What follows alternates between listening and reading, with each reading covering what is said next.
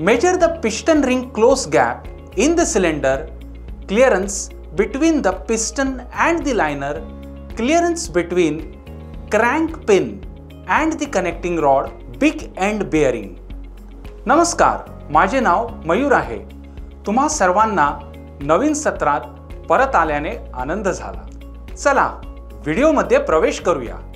Engine servicing मध्ये filler गेटसह piston आणि सिलेंडरच्या क्लीनर्स तपासणी करणे समाविष्ट आहे. अधिक क्लीनर्समुळे गळती होईल आणि इंजिनची कार्यक्षमता कमी होईल. पिस्टन आणि सिलेंडरची क्लीनर्स फिलर गेजने तपासली जाऊ शकते. त्याचप्रमाणे क्रँक पिन आणि बेअरिंग क्लीनर्स प्लास्टिक गेजने तपासले जातील. या प्रात्यक्षिकाच्या शेवटी आपण सक्षम व्हाल. पिस्टन आणि सिलेंडर क्लिअरन्स मोजा. क्रँक पिन आणि कनेक्टिंग रॉडचे मोठे एंड बेअरिंग क्लिअरन्स मोजा.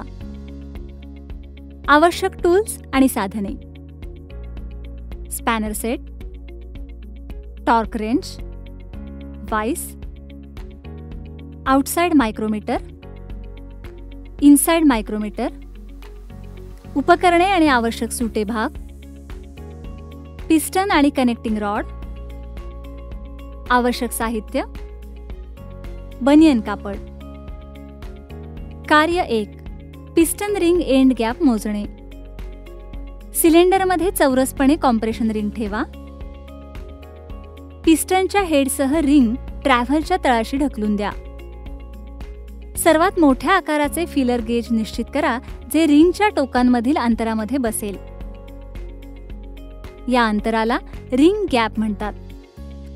जर रिंग अंतर खूप लहान असेल तर अंतर वाढवण्यासाठी रिंगचे टोक काळजीपूर्वक फाईल केले जाऊ शकतात. जर अंतर खूप मोठे असेल तर रिंग बदला. बोअर क्लिअरन्स करण्यासाठी पिस्टन तपासा. सिलेंडर आणि पिस्टनचा पिस्टन टू बोअर क्लिअरन्स त्याच पिस्टनचा वापर करून मोजला जाणे आवश्यक आहे, जो सिलेंडरमध्ये पुन्हा असेंब्ली दरम्यान स्थापित केला जाईल. पिस्टन रिंग्स आधीच काढल्या नसल्यास काढा. पिस्टनवर स्प्रिंग स्केल स्थापित करा. पिस्टनला सिलेंडरच्या बोअरमध्ये पिस्टन स्कर्टसह पिस्टन बसवलेल्या सापेक्ष स्थितीत ठेवा. पिस्टन स्कर्ट आणि बोअर दरम्यान फिलर गेज घाला. स्प्रिंग स्केल वापरून पिस्टनला सिलेंडरमधून बाहेर काढा. स्प्रिंग स्केल वाचन रेकॉर्ड करा. योग्य स्प्रिंग गेज वाचन मिळेपर्यंत फिलर गेज बदला. जेव्हा योग्य स्प्रिंग गेज रीडिंग मिळते तेव्हा त्यावेळी वापरलेले फिलर गेज आकार म्हणजे piston to bore clearance.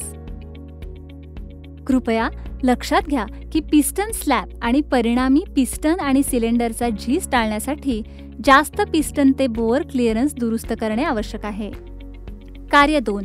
Crank pin आणि कनेक्टिंग रॉड बेअरिंग मोजा. मोजण्यासाठी क्रँकशाफ्ट आणि कनेक्टिंग रॉड निवडा.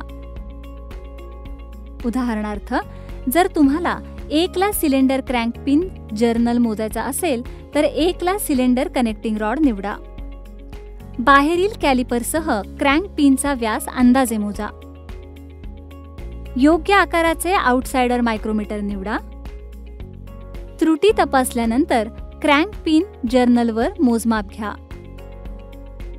मिळालेल्या रीडिंगची नोंद करा. आता कनेक्टिंग रॉड वाईसवर ठेवा आणि टॉर्क रेंच वापरून बेअरिंग कॅप घट्ट करा. कनेक्टिंग रॉड बोल्टवर योग्य टॉर्क सेट करा.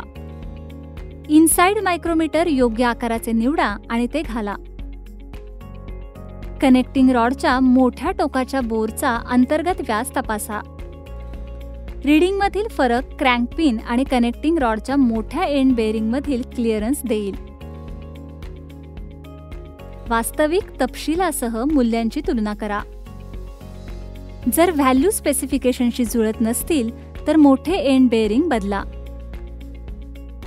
अशा प्रकारे आपण सिलेंडरमधील piston ring close gap, piston आणि लायनरमधील क्लीनर्स, क्रँक पिन आणि कनेक्टिंग रॉड, बिग एंड बेअरिंगमधील क्लीनर्स मोजायला शिकलो आहोत.